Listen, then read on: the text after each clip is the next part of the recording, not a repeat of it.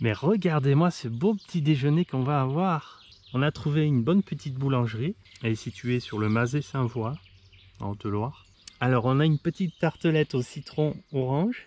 On a une petite tartelette aux framboises. Ensuite on a des croissants, mais c'est des croissants merveilleux. Ils sont magnifiques à observer. Je ne sais pas si par chez vous, vous avez des croissants aussi beaux. Mais là, ceux-là, ils sont sublimes. Ils sont magnifiques. Je viens ici depuis tout petit, ils ont toujours été comme ça. Avec un pain aux céréales, un très très bon pain d'ailleurs. Et on a trouvé un excellent miel local, un miel de sapin du Mazet-Saint-Voix. Avec les croissants, c'est une merveille. Et en prime, on s'est trouvé une belle petite table sous les sapins. Et le cadre est juste magnifique. On a de la chance, il fait beau. Il y a un petit point d'eau. Oh, la tartelette aux framboises, qu'est-ce qu'elle était bonne! Maintenant, je vais attaquer un petit croissant. C'est des chefs-d'œuvre, vraiment, c'est vraiment magnifique. Et pour que ça soit parfait, il faut vraiment un petit bout de miel avec. Bon miel de sapin local. On le mange sur place. C'est marrant parce qu'il est presque similaire au nôtre.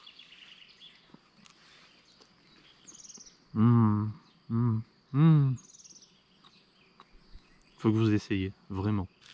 Regardez ces croissants. C'est magnifique, c'est un chef-d'œuvre.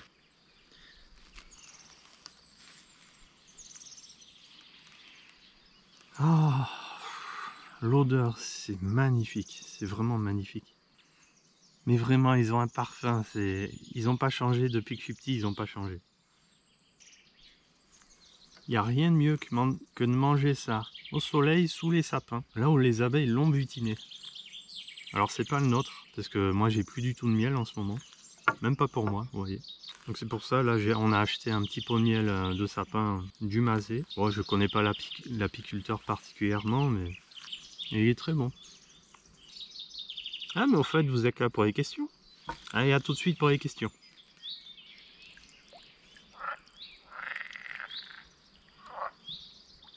Eh bien, bonjour à tous, j'espère que vous allez bien. Je suis très content de vous retrouver pour cette nouvelle vidéo. Alors aujourd'hui, la vidéo tant attendue de la foire aux questions. Je vous ai demandé de participer il y a un peu plus d'un mois. On fait ce qu'on peut, hein. On a beaucoup de travail en ce moment. Je vous en ai parlé d'ailleurs dans la dernière vidéo.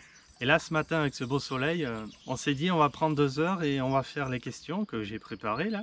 Alors à la base, c'était une vidéo des 6000 abonnés, c'était une vidéo spéciale. Et ça me fait vraiment très plaisir que vous êtes 7000 personnes à nous suivre, à être abonnés à notre chaîne. Et donc, ça sera la vidéo spéciale 7000 abonnés. Allez, les questions tout de suite. Allez, on y va. Alors, cette vidéo va être basée sur vos questions que vous m'aviez posées dans le post ici. Donc je remercie tous ceux qui ont participé, qui ont posé des questions. Dans cette vidéo, nous allons voir ensemble par rapport à vos questions. J'ai un petit peu organisé. On va commencer par la pose des os, par-dessus, par-dessous. On va voir ça ensemble. On verra aussi des questions par rapport aux essaimages. Apparemment, vous en avez beaucoup en ce printemps. On va parler aussi des abeilles. Ensuite, on verra un peu plus sur l'exploitation. Puis parmi vos questions, j'ai eu quelques commandes de vidéos futures, donc on verra ça à la fin. Et à la toute fin, j'aurai besoin de vous, donc restez bien jusqu'à la fin de la vidéo. Déjà, je vais essayer de rendre celle-ci intéressante. Et ensuite, à la fin, j'aurai besoin de vous pour une future vidéo. Allez, c'est parti, on commence. Alors, bienvenue dans mon bureau. Je rigole, c'est pas mon bureau. Il vous plaît mon porte-document? Naturel. Donc bon, je vais tutoyer tout le monde, hein, ça sera beaucoup plus simple pour moi, même si j'aime... On s'en fout. On s'en fout. Alors, la première question qui vient de DB31. Déjà, merci pour ta question. Il y en aura une deuxième de ta part, d'ailleurs, j'ai vu. Alors, je n'ai pas une grande expérience, mais cette année me semble propice à l'essaimage. Hier, j'ai un essaim artificiel de même pas 3 semaines qui a giclé, comme dit Gilles. As-tu le même problème? Alors, non, je n'ai pas ce problème. Je l'ai eu à mes débuts, on verra après pourquoi. Sinon non, cette année, moi j'ai des reines sélectionnées, peu essemeuses. De ce fait, ça réduit déjà de 80% la possibilité d'essemage de la colonie. Ensuite, et pour réduire encore ce pourcentage de possibilité d'essemage, il est mieux de travailler avec des reines très jeunes, des reines maximum de 1 an. Cette année, je n'ai pas de reines en production, en transhumance, qui ont plus d'1 an. Donc voilà, le fait de travailler avec des rennes très jeunes et d'avoir aussi des rennes sélectionnées, on verra après comment la sélection se passe. Moi je n'ai pas plus de problème que ça, je n'ai toujours quelques-unes qui sortent, mais là il y a Marin Lemay qui t'a répondu. C'est un essaim qui a élevé lui-même sa reine. Il te demande si c'est le cas, si l'essaim a élevé en masse des cellules, donc si l'essaim a créé beaucoup de cellules sur les cadres, alors quand on dit beaucoup c'est plus de 10. Il y a des colonies, elles en font 30, 40 des cellules. Donc là, oui, là, après il dit, souvent, ils se repartagent en plusieurs morceaux à l'émergence des reines. Ce qui s'est passé à mes débuts. Au début, je faisais pas comme maintenant. Je laissais un petit peu faire les colonies. La généralité des colonies, on va dire, faisait entre 5 et 10 cellules. Mais il y a une petite partie, toujours, qui faisait énormément de cellules. Entre 30 et 50 cellules. Le problème, si on les laisse aller jusqu'au bout, il va y avoir des naissances de reines en masse. Donc voilà, je pense que c'est probablement ce qui s'est passé pour ta colonie. Elle a élevé beaucoup de cellules. Ça aurait été bien que tu passes au 8e jour et que tu sélectionnes les cellules. Tu laisses les plus jolies, on va dire. T'en laisses 2. Souvent, il y en a 2-3 comme ça. Tu laisses les plus proches. Et toutes les autres, tu t'élimines les cellules. Parce que sinon, bah voilà le problème, quoi. L'idéal, c'est quand vous faites des... Je parle pour tout le monde. Quand vous faites des essais artificiels, vous le créez, par exemple, lundi et mardi d'après. Vous passez et vous laissez 2 cellules uniquement, les plus jolies. Et les autres cellules, tac, tac, tac, un petit coup de lève-cadre. Hein. Et comme ça, vous êtes sûr, il n'y a pas ce problème que la ruche fasse 2, 3 essaims, 4 essaims, que ça part comme ça de partout dans les arbres. En plus, ça fait vraiment des petites boules et le problème, c'est que ça vide la colonie principale et ça, c'est pas ce qu'on cherche. Donc voilà, Marie Lemay a très bien répondu. Il a trouvé de suite la bonne réponse. C'est super. Donc ensuite, tu avais ta deuxième question, une question de saison en ce qui me concerne. Êtes-vous aussi touché par les semages? On vient de répondre. Et si oui, que faites-vous de manière préventive? Bah, comme je t'ai dit, hein, création des essaims. 8 jours après, sélection des cellules. Moi je fais pas comme ça, maintenant je fais mes intros de cellules direct. Je fais l'essaim, J+8, hop, je fais une intro de cellules royales que j'ai élevées moi-même en éleveuse. Ça pourrait faire l'objet d'une vidéo l'année prochaine par exemple. Donc voilà, j'espère que j'ai répondu à ta question.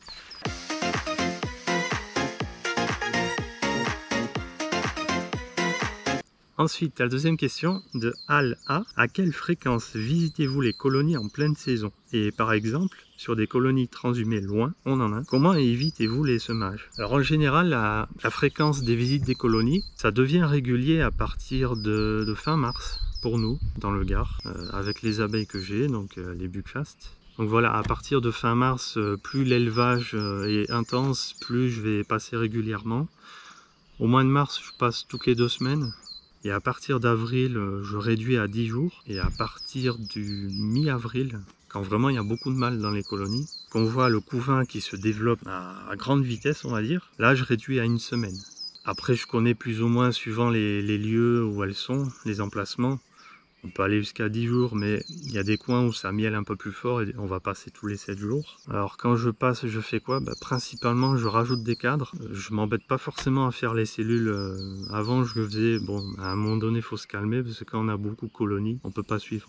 Donc maintenant, ce qu'on fait, c'est on rajoute des cadres quand c'est plein, quand c'est sur 10 cadres. Suivant ce qu'on veut faire avec la colonie, par exemple, transhumance, si j'ai le projet de les mettre au loin, eh bien, je vais les écrémer. Écrémer, je prélève 2 cadres. Un cadre de couvain fermé complètement et un cadre de couvain ouvert. J'avais expliqué dans une vidéo. Et de ce fait, je rajoute 2 cadres de cire gaufrée et la hausse. Ou les hausses, suivant ce qu'elles vont faire. Si c'est vraiment des colonies très grosses, je vais faire ça une deuxième fois, mais en prélevant un seul cadre. Et donc en général, en prélevant comme ça 2 ou 3 cadres avant la transhumance, ça nous permet par la suite de gérer finalement que les hausses. Voilà, et en plus, les colonies qui partent en transhumance, je mets vraiment des rennes très jeunes, 1 an maximum. Voilà, j'espère que j'ai répondu. C'est pas évident parce que lire une phrase, on a une façon de la comprendre qui des fois est à côté de la question qui était posée à la base. Donc je fais comme je peux.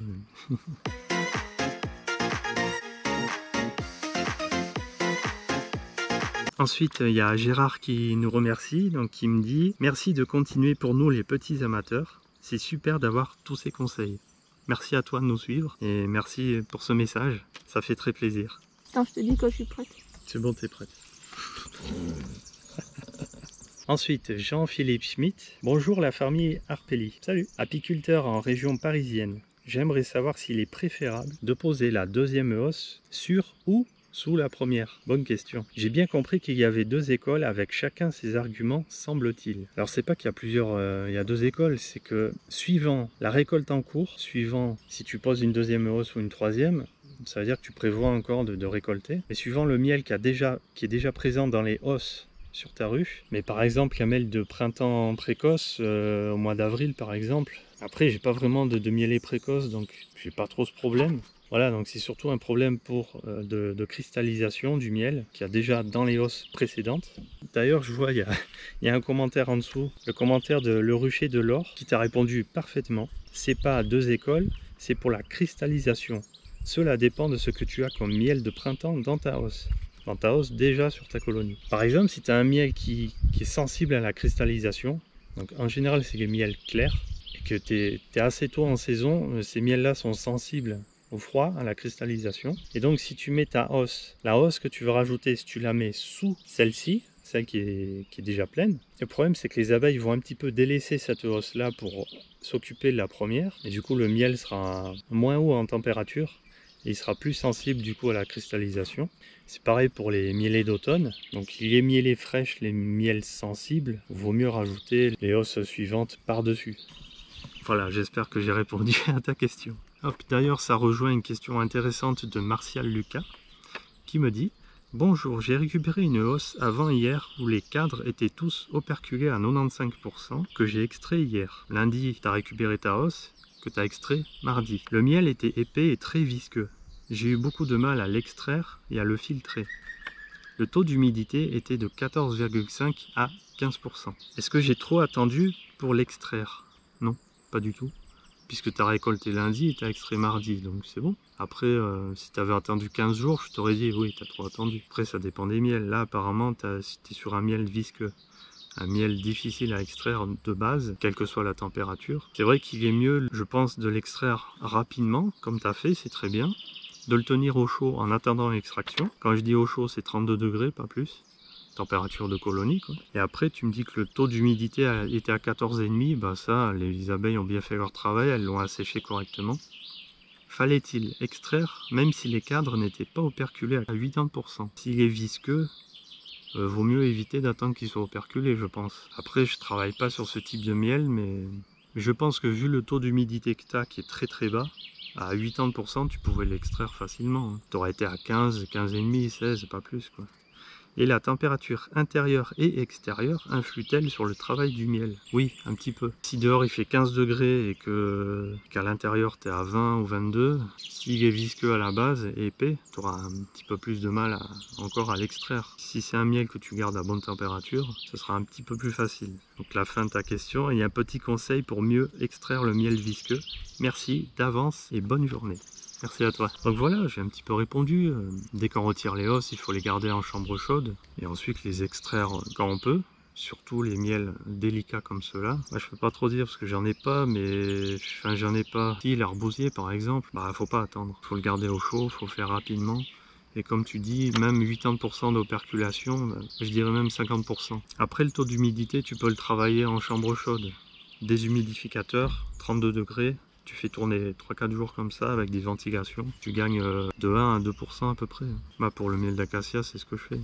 Voilà. Ensuite, Banoufri, bonjour. Peux-tu nous présenter tes abeilles transhumantes au parc des Cévennes? Ben non, je peux pas. Je les ai plus. J'ai plus l'emplacement au parc des Cévennes. Je suppose que tu parlais du châtaignier dans les Cévennes. Je l'ai abandonné il y a 2 ou 3 ans. C'était très compliqué d'y aller et du coup j'ai préféré arrêter pour cet emplacement. J'en ai trouvé d'autres. Maintenant je suis en Ardèche. Alors, vous avez vu dans la dernière vidéo un des emplacements qu'on a sur Châtaignier. Mais non, Parc des Cévennes c'est fini pour l'instant. Oui, parce qu'il était très très pentu. Pour accéder au rucher, le CAC 4 était au bord de la route. Et il fallait descendre à peu près un petit sentier de 100-120 mètres de long. Il était pentu mais correctement. Ça va au début quand t'es pas professionnel, quand t'as pas plusieurs centaines de ruches à gérer, quand t'as pas d'élevage, quand tu fais pas les rennes, quand tu fais pas de vidéos, t'as plus de temps, du coup tu peux te fatiguer plus. Là maintenant on simplifie énormément, de plus en plus. On va encore simplifier, on en parlera tout à l'heure. Mais non, les emplacements difficiles, j'ai arrêté.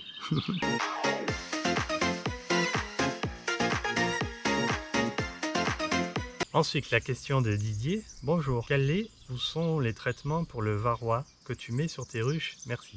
Alors pour mes colonies, avant je les traitais avec acide oxalique en sublimation, donc l'hiver principalement. Et ensuite en saison, je mettais Apivar, les lanières Apivar. Maintenant, ça fait 2 ans, j'ai arrêté Apivar. Maintenant, j'ai une méthode de traitement des varrois biologique. Je suis pas en bio, hein. Je suis pas j'ai pas la certification bio, mais j'aime avoir la pratique bio. Et maintenant, j'arrive à bien gérer mes colonies avec des traitements sous autorisation AMM, mais en traitement biologique qui sont autorisés. Donc principalement acide oxalique en dégouttement. Donc ça, je le fais quand c'est nécessaire sur mes colonies. Ensuite, avec le Varromed. Donc dans le Varromed, il y a acide oxalique, acide formique. Donc ça, c'est pareil, je l'utilise un peu toute la saison, mais vraiment quand c'est nécessaire. Ensuite, j'ai la méthode de lutte contre le varroa aussi par les cadres de mâles que je découpe à la bonne période. Je commence à pratiquer donc cette méthode biotechnique qui est le retrait des cadres à mâles et une gestion varroa toute l'année.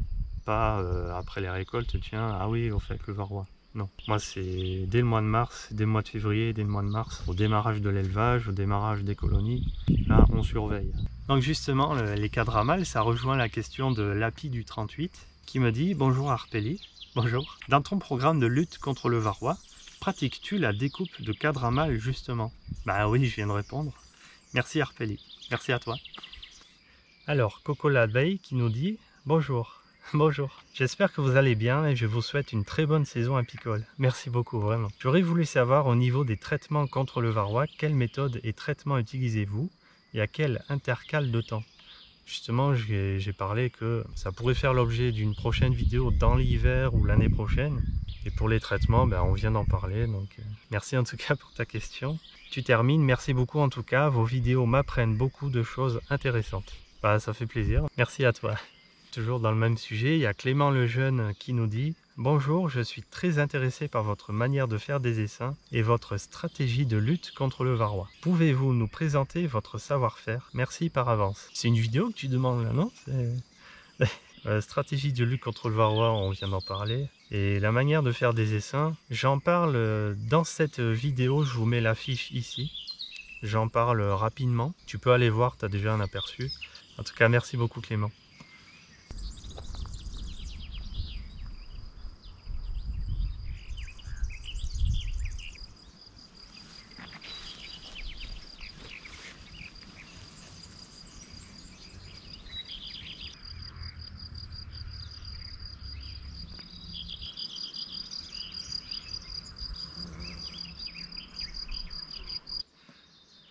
Ensuite, on a Mike 39 et Sinka. Salut, salut. Très joli cadre, ça fait plaisir de voir que tu vas bien et que tes colonies vont bien. Bon courage pour la suite.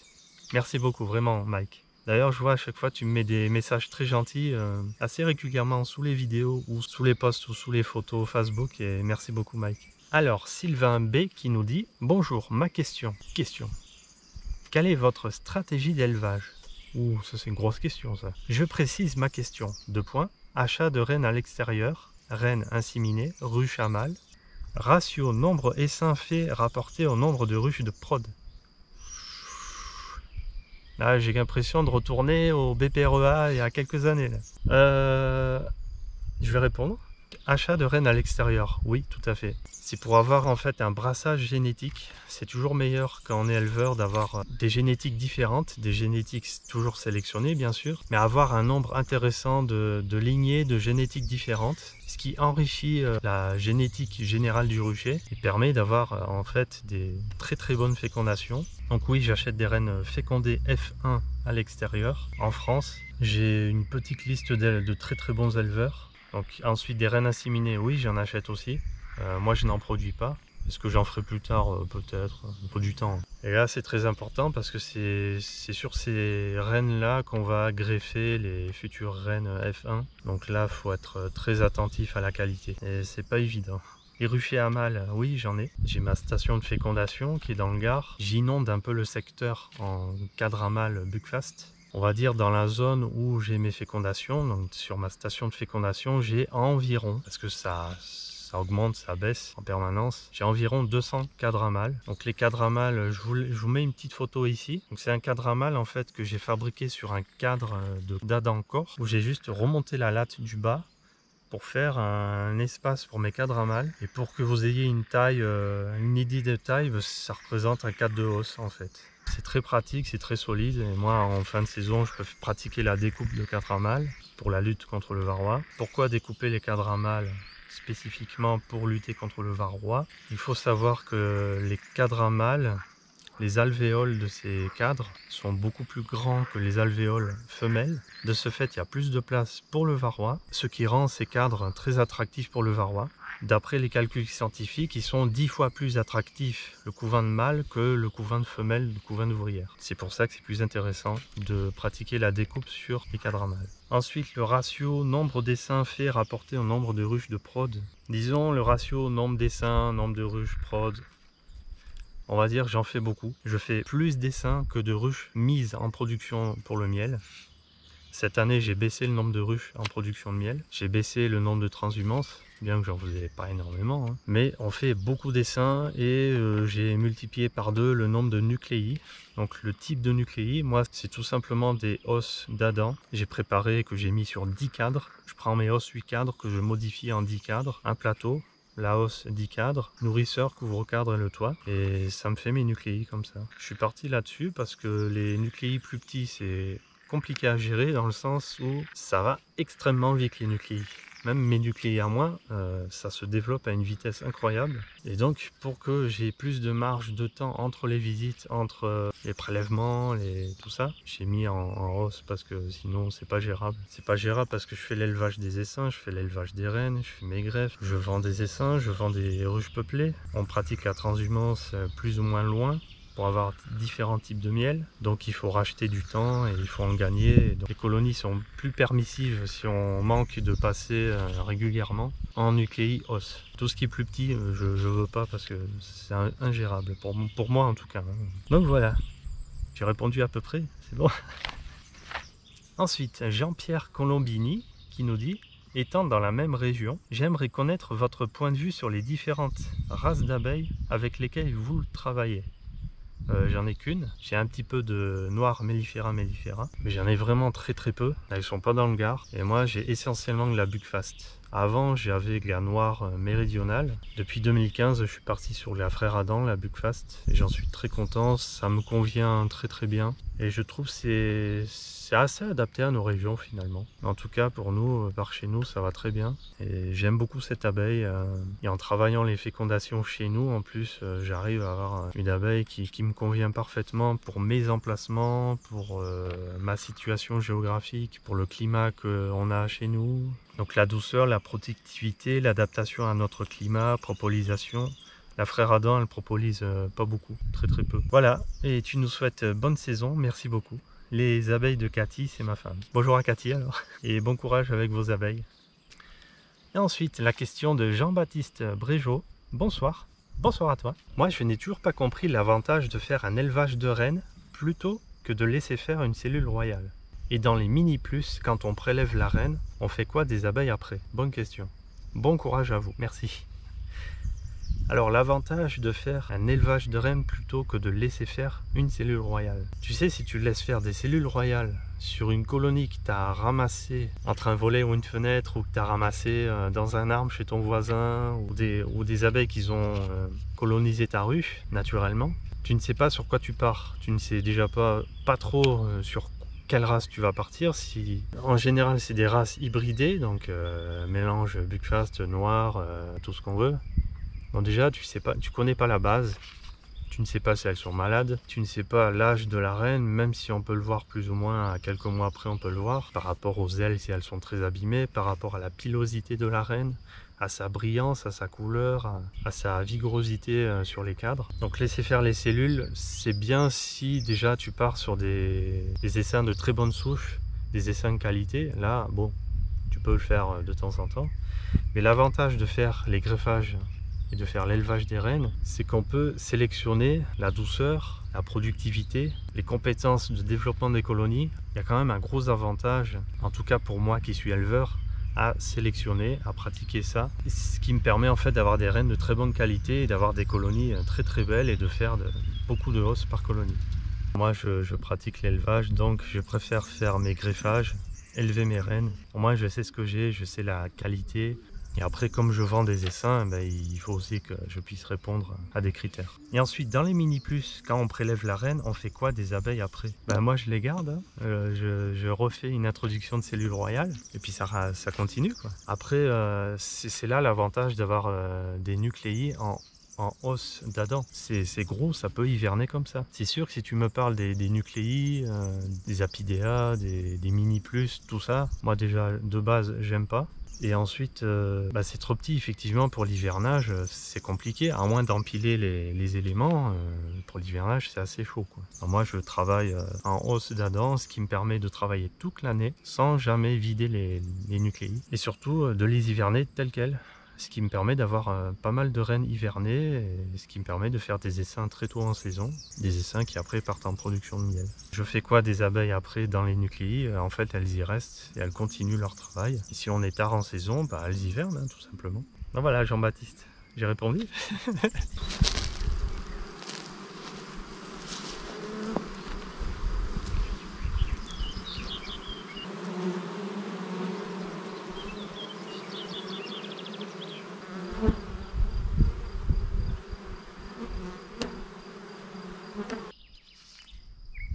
Sylvain Bruyère, tiens, cette question que tu nous poses, tu me l'as posée il y a 2-3 ans déjà. Alors, c'est quoi le secret de la lasure que vous appliquez sur vos ruches? C'est pas un secret, hein. Je vois pas d'où il sort le secret. C'est que la lasure classique qu'on peut trouver dans tous les magasins de bricolage. Donc, il faut prendre quand même de la lasure spéciale bois, spécifique au bois extérieur. Après, il y a plein de marques de lasure. Je vais pas vous montrer la mienne, hein, parce qu'ils m'ont pas fait un chèque pour vous le faire. Mais voilà, la lasure spéciale bois extérieur, conditions extrêmes, voilà, c'est bon. Ensuite, on a Run Run. J'ai quelques questions pour vous. Que pensez-vous des ruches Warée pour l'apiculture amateur? J'ai pas de ruches Warée, j'ai que des ruches d'Adam. J'ai des ruches Langstroth aussi. D'ailleurs, l'année prochaine, il y aura quelques essaims Langstroth à vendre, mais l'année prochaine, pas maintenant. Et les ruches Warée, non, je n'en ai pas et je n'en aurai pas. J'en veux pas. En tout cas, pour mon apiculture, les ruches Warée n'iraient pas. Donc, pour l'apiculture amateur, chacun ses goûts, chacun ses couleurs. Donc, les ruches, c'est pareil. Ensuite, il nous demande que pensez-vous des cadres à jambage pour les ruches d'Adam. Franchement, ça, je vois pas l'utilité d'avoir des cadres à jambage. J'en ai vu, je n'en ai jamais utilisé, donc je vais pas dire c'est mal ou quoi, mais je vois pas l'utilité. Franchement, à part de payer plus cher et il n'y a pas de fil. Bon. Peut-on récolter seulement 2 ou 3 cadres de hausse et laisser le reste aux abeilles pour l'hiver? En ruche d'Adam, tu nous précises. Non. Non, parce que de ce fait, tu as déjà le corps d'Adam qui est assez volumineux pour hiverner. En général, tu mettras des partitions pour adapter le volume de la ruche à la taille de ta colonie. Par contre, laisser une hausse au-dessus, alors là, tu laisses un courant d'air en fait. Donc non.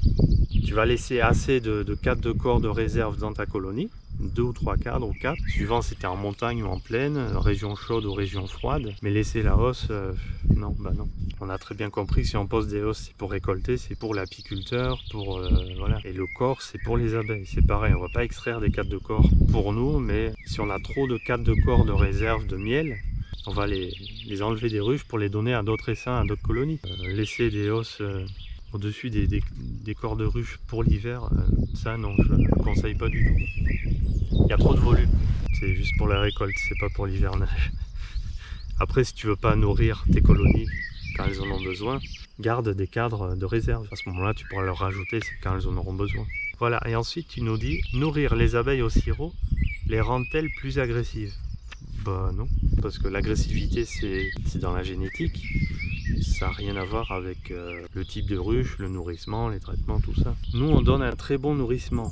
Donc ça va jouer sur la qualité du couvain, ça va jouer sur le bien-être de l'abeille, sur sa bonne santé, mais sur son caractère agressif, non, ça ne va pas les rendre plus agressives. Merci pour vos vidéos, merci de les regarder. Et ensuite, la dernière partie de cette vidéo, c'est apparemment les commandes de vidéos. On a François Cabaret qui nous dit: bonjour, tout d'abord merci pour toutes ces vidéos instructives. Merci à toi. Pouvez-vous nous faire vivre? Donc c'est une commande de vidéo, on est d'accord. votre extraction de miel, votre historique, vos futurs projets, visite d'autres exploitations, interviews, création de nouveaux produits dérivés, t-shirts, matériel apicole sous le nom Arpeli. Alors pour les visites d'exploitation, c'est délicat. Pour l'instant, je n'ai pas de demande de ce type-là. Ça pourrait m'intéresser. Après, il faudrait que j'ai des propositions pour ça. Des interviews, c'est pareil. Mais pourquoi pas? Après, il faut le temps. Voilà. Après, des produits dérivés, des t-shirts, t'es le premier à m'en parler. Hein, donc... Pour l'instant, il n'y a pas une grosse demande, donc pas pour le moment. Matériel apicole sous le nom Arpeli, oui, j'en ai déjà créé 2 qui seront dispo dans l'hiver parce que pour l'instant, j'ai pas eu trop le temps de vous préparer ça, mais je ferai une vidéo pour vous le présenter. Donc c'est des partitions pour l'hivernage et des couvre-cadres isolés. C'est avec des matériaux très isolants, donc je vous présenterai ça en vidéo à l'automne. Mais après, pour les produits dérivés, des t-shirts, tout ça, tant que j'ai pas une demande importante, non. Après, je suis ouvert, hein, donc il n'y a pas de problème. Création d'essais artificiels, on le fera en vidéo l'année prochaine, je pense. Les greffages, pareil. La présentation de vos races d'abeilles, j'en ai qu'une principalement. Donc, se lancer dans l'apiculture pro. Nombre de colonies, matériel nécessaire, emplacement, investissement, revenus. Là, c'est une vidéo énorme. Donc, c'est plusieurs parties, en fait, je pense. Après, pour le nombre de colonies, c'est l'apiculture un peu, j'appelle ça calculette, l'apiculture comptable. Ça marche pas comme ça. C'est pas parce qu'on a 200 colonies que ça fonctionne, c'est pas parce qu'on en a 150 que ça fonctionne pas, c'est pas parce qu'on en aura 500 qu'on va en vivre. C'est un tout. C'est un tout, c'est la façon de gérer tout ça, c'est les emplacements, c'est les objectifs qu'on a avec nos colonies qui feront si on en vivra ou pas. Ça fera l'objet d'une vidéo quand, alors là je ne sais pas parce que ça c'est un gros dossier, il faut le faire bien, j'aime bien quand c'est bien fait, je prendrai mon temps évidemment. Donc oui ça m'intéresse, pas pour le moment, j'ai pas le temps. Ensuite, comment calmer une colonie agressive? Quand j'en aurai une, je filmerai ça. Hein. Pour l'instant cette année j'en ai pas. Vos fournisseurs, cire, équipement. C'est pas que je peux pas en parler, mais si je parle de un et pas de l'autre, ça va être compliqué parce que j'ai 2 fournisseurs. Il faudrait que je leur pose la question. Pour le moment, je le sens pas, donc on verra plus tard. Il y a aussi, j'ai pas envie que vous vous ruez chez tel fournisseur parce que j'ai dit ça. Franchement, ça me convient à mon apiculture à moi, à ma façon de faire. J'aime bien aussi le contact que j'ai avec mes 2 fournisseurs, donc. Après, de là à vous dire, c'est ça, c'est bien, ça, c'est compliqué. Il faudrait que je voie avec eux plus tard, un jour peut-être. Ensuite, nous faire vivre votre suivi du registre d'élevage, méthode de notation, fonctionnement global. Ça fera l'objet aussi d'une vidéo, notamment la méthode de notation. J'ai des fiches de suivi des colonies. Et je vous montrerai ça, pareil, pas cette année. Et ensuite, tu nous demandes aussi, et la fameuse lasure sur les ruches. Perso, là, le roi Merlin est top. Si c'est top, alors voilà, c'est parfait. Bon courage pour cette saison apicole et surtout merci pour toutes les images partagées. Un ami apiculteur de Touraine. Bonjour à toi de Touraine. Merci. Alors n'hésitez pas, comme François, à nous demander voilà, une petite liste de vidéos futures. Après, ça prend du temps. Certaines, j'y tiens. Je les ferai, mais je veux les faire bien. D'autres, il me faut des autorisations, il faut que j'en discute avec d'autres personnes. Encore d'autres, les interviews, tout ça, là, ça dépend pas de moi, ça dépend des apiculteurs amateurs ou professionnels qui me proposeront ça, tout simplement. Donc je suis ouvert, après, il faut du temps. Voilà, c'est toujours pareil. En tout cas, merci beaucoup, c'est très intéressant.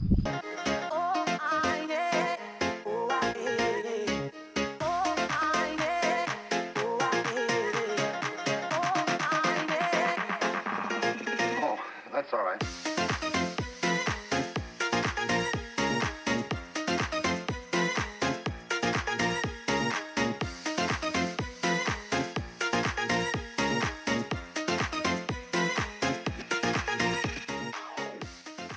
Ensuite, les ruchers de l'Or qui nous dit comment faire pour avoir de nouveaux emplacements de ruchers de A à Z. Alors, j'ai déjà fait une vidéo sur ça, je vous mets l'affiche ici.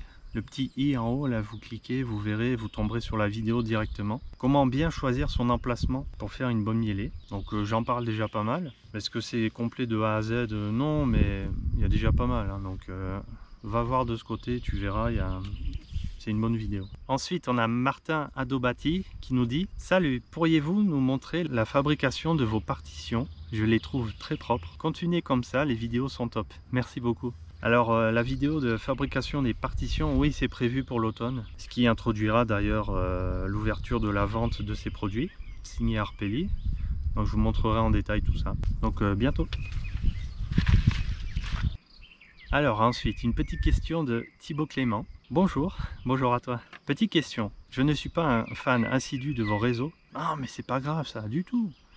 Mais j'aime vraiment votre manière de travailler et votre pédagogie. Ce qui me donne encore plus envie d'abandonner l'amateurisme pour le pro. Là, bon courage, c'est du boulot. Ma question est donc, en connaissance des problèmes de 2019 et de ce début 2020 pour votre exploitation, réfléchissez-vous pour 2021 à d'autres projets pour encore diversifier votre activité et ainsi pallier aux éventuels soucis de gelée ou de mielée. Apicalement, les ruchers du Père Clément. Salut à toi. Alors effectivement, on a rencontré quelques soucis ces dernières années. D'ailleurs, depuis 2015, c'est compliqué maintenant l'apiculture. J'ai pas connu les débuts du varroa en France, mais déjà, je sais que ça a marqué, ça a causé beaucoup de problèmes pour les abeilles. Et ensuite, les mielées étaient quand même assez bonnes, même en 95, en début 2000, c'était encore assez pas mal les mielées. Ça, je l'ai connu. Après, ces 5 dernières années, entre les sécheresses, les gelées tardives, les absences de mielées ou les conditions climatiques extrêmes du type tempête qu'on a eu aussi l'année dernière aux acacias, c'est vrai que c'est compliqué et donc effectivement il faut réfléchir pour pallier à ces problèmes, pour éviter de couler en cours d'année. Donc cette année justement, on a réfléchi, on a transhumé en montagne pour faire du miel de prairie, du miel de montagne. Pour pallier aux éventuelles difficultés sur acacia, ça n'a pas manqué. L'acacia, ça a été compliqué aussi cette année, en tout cas pour là où on va. Ensuite, c'est vrai qu'on a eu des difficultés par rapport aux pollinisations, aux contrats de pollinisation qu'on a habituellement. La moitié voire plus ont annulé suite au gelé qu'il y a eu fin mars par rapport aux neiges qu'il y a eu fin mars. D'ailleurs je vous avais fait des photos là-dessus au rucher de fécondation, je vous avais fait des photos, c'était très joli à voir, mais malheureusement ça a gelé beaucoup de cultures arboricoles. Ça nous a annulé quelques contrats de pollinisation et ça nous met en difficulté effectivement pour cette année. Donc pour pallier à ça, je devais créer plus d'essaims et donc vendre un peu plus d'essaims pour cette année en tout cas. Donc voilà, on pallie comme ça. L'an prochain, on va diversifier aussi un peu plus les contrats de pollinisation. Pas tout miser dans les mêmes zones, mais diversifier un peu les cultures. Donc d'autres projets pour diversifier l'activité apicole, pas tant que ça parce que j'ai déjà réduit pas mal de choses. Je simplifie pas mal, ça c'est en permanence. J'essaye de simplifier, de faire au mieux. Et aussi de bien réfléchir aux bonnes mielées, aux bons emplacements, d'y aller au bon moment. Et surtout de transhumer des ruches très fortes, avec lesquelles je suis sûr de produire du miel. Après bien sûr ça dépend du climat, hein. Ça on n'y peut pas grand chose. On y réfléchit en permanence, encore maintenant et encore l'hiver qui arrive on y réfléchira. D'ailleurs ça rejoint la question de Jean-Philippe R qui nous dit: bonjour. Bonjour à toi et merci de te relancer dans tes vidéos. Que prévois-tu pour la suite de ta structure apicole, de la diversité peut-être à plus? Je viens d'en parler, oui. Effectivement, je réfléchis encore à simplifier l'exploitation, à cibler les transhumances et à essayer de m'organiser au mieux avec les moyens du bord toujours. L'exploitation est en évolution en continu, donc ça on verra ensemble en vidéo.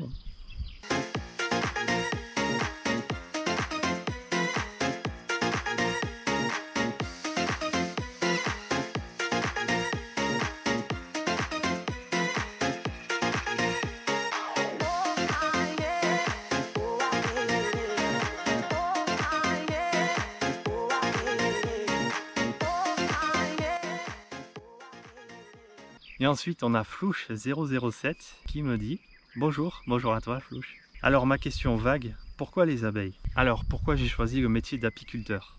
De base mon père est apiculteur, donc je l'ai beaucoup accompagné dans les transhumances surtout parce que j'aime beaucoup être en voiture, j'aime beaucoup découvrir des nouveaux lieux, des nouveaux paysages. Et j'aimais beaucoup aussi la compagnie des abeilles, d'ouvrir les ruches, de le voir ouvrir, de le voir sortir les cadres, de sentir ses odeurs, de voir toutes ces couleurs de pollen différentes, de goûter au miel, de goûter les cellules royales, la gelée royale qu'il y a dedans. J'aimais beaucoup ça. J'aime beaucoup aussi les récoltes, donc je l'accompagnais assez régulièrement dans ces ruchers. Mais je n'avais pas idée encore à l'époque quand j'étais petit d'en faire mon métier. En grandissant, j'ai fini mon école, mon lycée, tout ça. J'ai attaqué en tant qu'ouvrier agricole.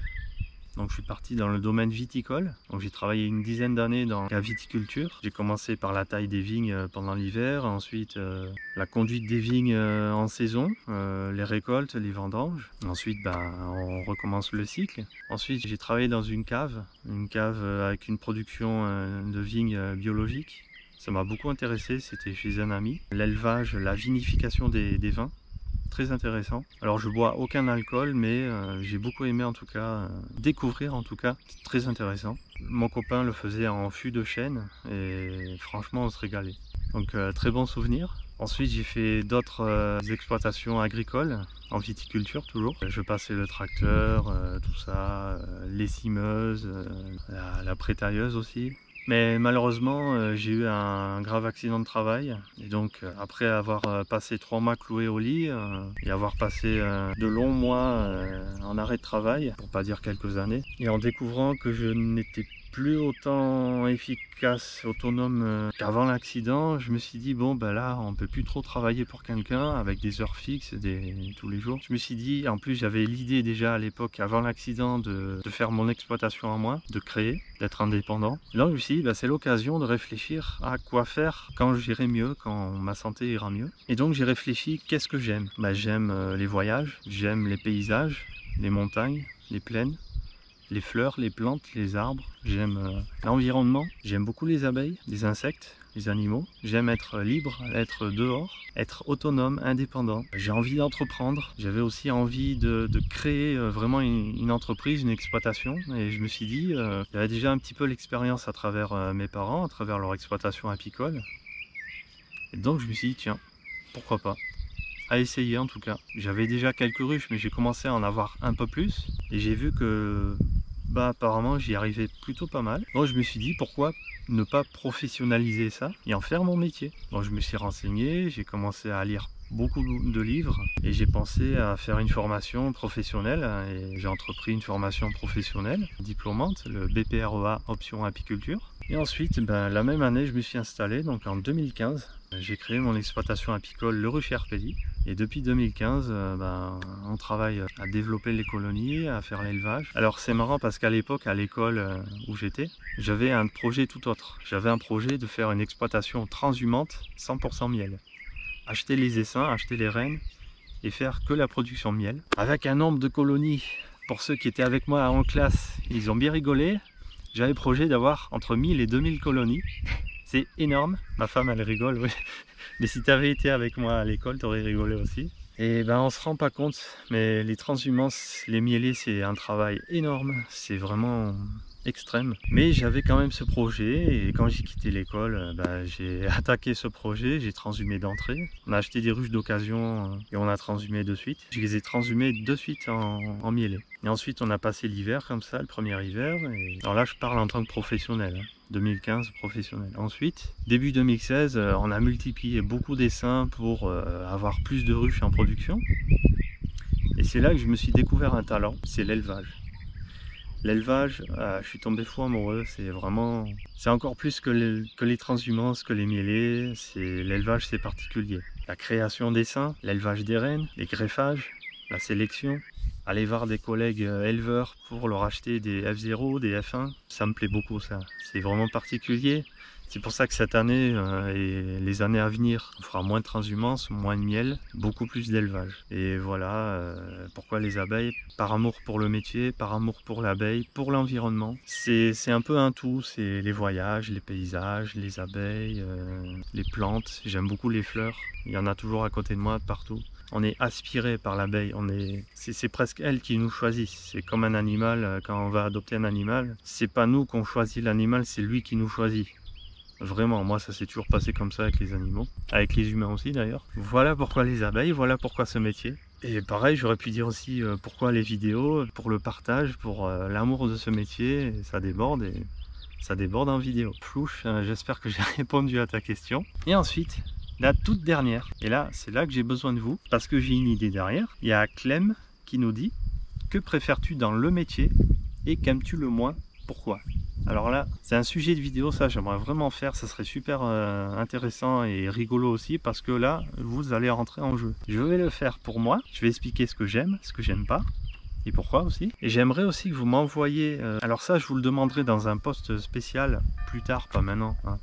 En début d'automne on fera ça. Et oui, on est en montagne à côté du village, à Le Mazet-Saint-Voix, et du coup on entend le clocher. Donc c'est joli, j'aime bien entendre les clochers.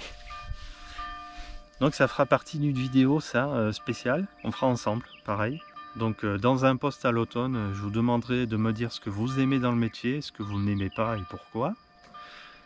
Et même ceux qui n'ont pas de rue, qu'est-ce que vous aimez à travers nos vidéos? Pourquoi vous aimez suivre nos vidéos? Qu'est-ce que vous aimez dedans? Qu'est-ce que vous n'aimez pas et pourquoi?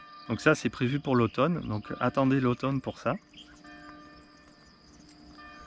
En tout cas, ça m'a fait super plaisir de vous préparer cette vidéo. N'hésitez pas à mettre dans les commentaires ce que vous avez pensé de cette vidéo et aussi à laisser un petit pouce bleu si vous avez apprécié. Je vous dis à très bientôt en vous laissant sur ces quelques images. Allez, à très bientôt!